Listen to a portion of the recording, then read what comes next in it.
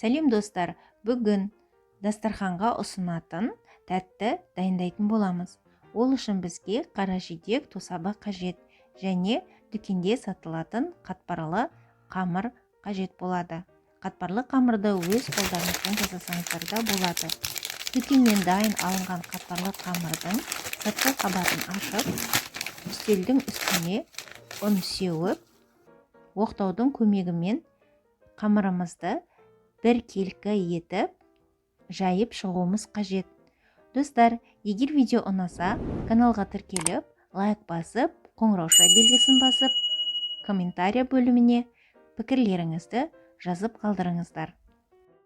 Дүкеннен сатып алынған қатпарлы қамырды бөлме температурасына қойып, аздап жылытып аламыз.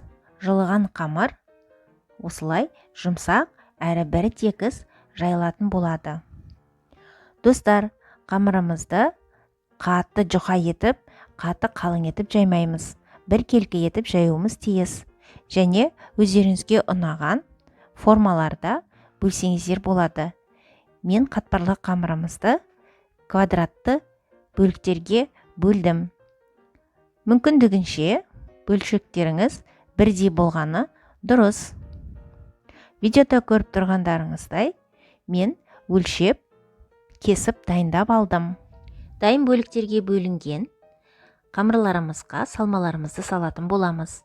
Мен қара жидек тосабы, демек, ежевика вареньясын салдым. Сіздер өздеріңіздің ұнатқан салмаларыңызды салсаңыздар болады.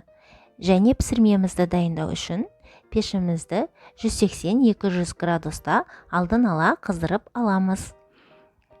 Мен конвертик етіп түйіп шықтым. Сіздер өздеріңізге ұнаған формада жасасаңыздар болады. Және жұмыртқаның сарысын жағып шығамыз. Мен жарты сағат пісіретін боламын. Сіздер өздеріңіздің пештеріңіздің қызуына байланысты 30-35-40 минутқа дейін пісірсеңіздер болады.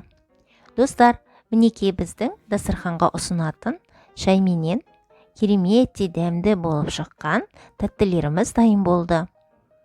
Достар, сіздер де жасап көріңіздер. Келесі видеода кездескенше.